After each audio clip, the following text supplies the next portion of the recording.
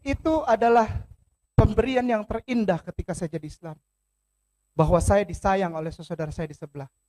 Sehingga bagaimana caranya supaya saya bukan hanya dibunuh secara karakter, tapi physically. Maksudnya tadi diperlihatkan mungkin saudari-saudari saya sudah merasa. Ya, di sini kayak nama mengatakan bahwa dirinya itu disayang oleh saudara-saudaranya saat ini. Nah, yang jadi pertanyaan saya, apakah dulu ketika Anda Kristen Anda tidak disayang? Nah, pendeta macam apa ini yang tidak disayang sama jemaatnya? Apa sebenarnya yang Anda buat sehingga jemaat Anda tidak menyayangi Anda pakai nama? Sehingga harus mencari kasih sayang di tempat yang lain, kan kayak gitu. Tapi menarik ini ya, jadi dia akan membuat narasi yang mana seakan-akan kain nama ini sangat-sangat dibutuhkan orang Kristen sehingga sampai pengancaman fisik terjadi supaya dia tetap tinggal di dalam Kristen. Mari kita lanjut videonya.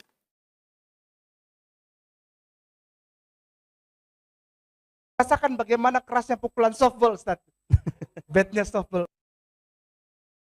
Ya, di sini ngeri sekali ya, katanya kayak nama merasakan kerasnya batnya softball. Waduh, itu softball itu kalau dia punya kayu itu kalau kena muka jadi apa itu kan kenceng banget itu kan. Kayu padat kena muka. Ngeri, dan katanya kayak nama merasakan itu. Jadi kalau menurut ceritanya berarti orang Kristen ketika tahu kain nama ini dia pindah agama, kemudian dia dipukul pakai kayu softball. Ngeri banget ya. Waduh, ini dapat di mana ini? Ajaran macam apa ini? Orang Kristen dari mana kok bisa pakai softball untuk pukul orang supaya nggak pindah agama? Ya, kita lanjut lagi guys. Sedap. Wah, luar biasa, luar biasa. Itu setelah saya dari tempat ibadah saudara kita Kristen di Bandung. Di depan gedung sate itu ada tempat ibadah dan kita ngobrol di sana. Dan saya syahadatkan 14 orang di dalam gereja. Katanya dia terima pukulan softball itu ketika pulang dari ibadah. Dia sahadatkan 14 orang di dalam gereja. Dan kemudian dia ketika pulang, dia kena itu yang namanya softball. Wah, ngeri banget. Kapan kejadiannya? 14 orang sahadat di dalam gereja. Kenapa kisah ini tidak pernah dimuat secara publik dan tidak beredar di kalangan orang Kristen? 14 orang dalam gereja cuy. Nah seharusnya kalau ada 14 orang sahadat dalam gereja, wah itu pasti heboh banget beritanya. Tapi faktanya di sini nggak heboh-heboh banget ya, karena memang cerita ini hanyalah cerita fiktif belaka. Mana ada di dalam gereja mereka bersahadat? Kisah apaan ini kan? Ini cuma dikarang-karang cuy. Ngobrol di sana dan saya syahadatkan 14 orang di dalam gereja. Kalau saya yang dari 2009 aja mungkin sekitar hampir 700 ya. 700 kurang 3 orang. Berarti Ustaz berapa? Ustaz kan dari lahir. Di borgol itu tidak enak. Di borgol itu tidak enak. Di borgol itu tidak enak. Kayak masuk angin Ustaz. Kalau kita pasang klek gitu borgol, saya rasakan tidak enak. Anyep gitu. Kembung perut langsung, masuk angin. Gitu. Gara-gara di borgol. Apalagi kalau ditaruh di sini. Aisyah. Mantap Ustaz. Tarik bunyi klak lalu pulang. Kau nanti sore ada ibadah jam 5, namamu masih ada. Kau naik mimbar nanti sore. Bayangkan kalau ditaruh. Saya rasa Ustaz sudah pernah lah. Mari kita surgakan Indonesia dengan mendukung, mendoakan, berkontribusi, dan bergabung dalam gerakan SIDAK. Nanti sore. Bayangkan kalau ditaruh.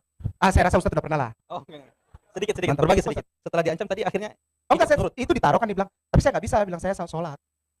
Terus beliau yang bawa pistol ini bilang, kalau gitu aku tembak kau dengan darah Kristus. Kan itu kan bagus.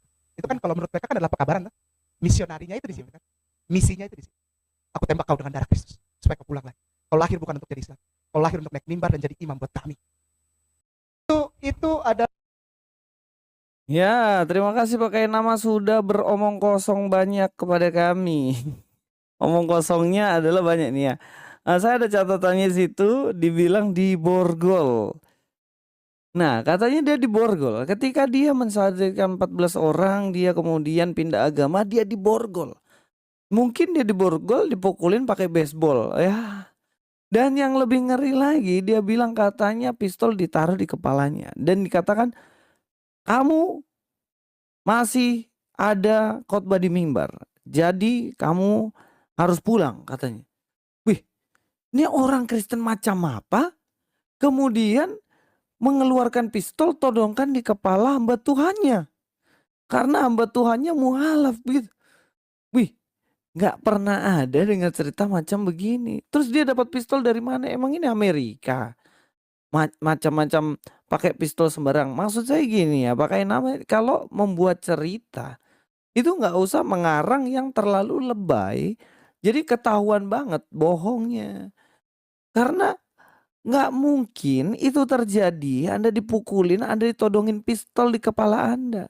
Pasti kalau itu kejadian terjadi udah heboh teman-teman Anda. Terus pasti udah heboh Indonesia ini karena ada seorang pendeta ditodong pistol dan juga diancam supaya dia berkhotbah. Kemudian ditanya, ini cerdas nih yang tanya ini, yang tanya kayak nama, dibilang terus dia ketika diancam dia bilang apa katanya? Oh iya, dia akhirnya bilang, "Saya tembak kamu dengan darah Kristus." Toeng. Ini cerita cerita lucu sebenarnya. Ternyata dia tidak tembak, kemudian dia mengatakan, "Ku tembak engkau dengan darah Kristus. Kamu lahir bukan untuk menjadi mualaf, kamu lahir untuk jadi imam kami." Imam pula. Orang Kristen tuh nggak biasa bilang, "Ayo kamu jadi imam kami." Ya imam tuh di masjid biasanya kan. Kalau khotbah di gereja ya biasanya pendeta. Istilahnya orang Kristen pakai kamu itu jadi pendeta bukan memakai kata imam. Dan yang konyol lagi, "Ku tembak engkau dengan darah Kristus." Dan dikatakan itu adalah penginjilannya mereka, bos. Tidak pernah diajarkan sama sekali menginjili orang dengan mau bawa pistol taruh di kepalanya dia. Itu namanya teroris. Masa bawa pistol tembakin di kepalanya pendeta lalu bilang, "Kamu harus ke gereja mimpin mimbar." Wah itu laporin polisi aja orang kayak gitu. Tangkep aja, ya nggak? Karena ya jelas nggak mungkin itu kisah itu ya. Tapi saya heran kok teman-teman mau percaya apa yang diceritain sama kain nama. Padahal ceritanya kan jelas-jelas fiktif. Kita langsung baca ayat aja ya guys ya. Ya, dalam ayat 20 dikatakan, "Maka aku berkata kepadamu, jika hidup keagamaanmu tidak lebih benar daripada hidup keagamaan ahli-ahli itu." Ayat 21, "Kamu telah mendengar yang firmankan kepada nenek moyang kita, jangan membunuh. Siapa membunuh harus dihukum. Tetapi aku berkata kepadamu, setiap orang yang marah terhadap saudaranya harus dihukum. Siapa yang berkata kepada saudaranya kafir harus dihadapkan ke mahkamah agama. Dan siapa yang berkata jahil harus diserahkan ke dalam neraka yang menyala-nyala." Nama mengatakan bahwa dirinya itu dibunuh secara karakter dan dibunuh secara fisik. Padahal dalam Alkitab kan jelas orang Kristen dilarang membunuh. Bahkan orang yang pindah agama ya udah biar pindah agama aja, doain supaya dia kembali, bukan ancam dia dan bunuh dia. Apalagi dibunuh secara karakter nggak boleh. Marah tanpa sebab kepada saudaramu udah sama dengan membunuh. Memaki saudaramu, mengatakan jahil, mengatakan kafir kepada saudaramu itu sudah sama dengan membunuh. Apalagi membunuh secara fisik. Jelas itu dilarang di dalam Kristen. Jadi ya memang kesimpulannya kayak nama ini jelas dia mengarang cerita supaya seakan-akan dia adalah seorang Kristen yang penting banget di Kristen karena sudah mampu mensahadatkan orang Kristen 14 orang bahkan 700 orang yang walaupun nggak ada sama sekali buktinya ya. Sama kayak ijazahnya, ijazah goib gitu kan. Kuliah di Israel tapi sampai sekarang nggak bisa menunjukkan kampusnya apa, ijazahnya mana, ya kan.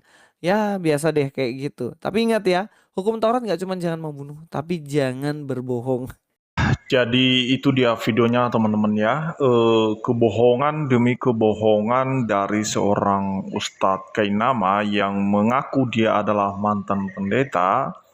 Maka dia laku ya teman-teman, dia laku ketika diberi panggung oleh saudara-saudara kita yang seberang ya.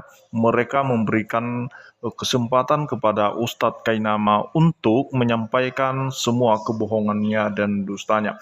Karena apa yang dia ceritakan itu teman-teman, itu tentu saja itu tidak benar.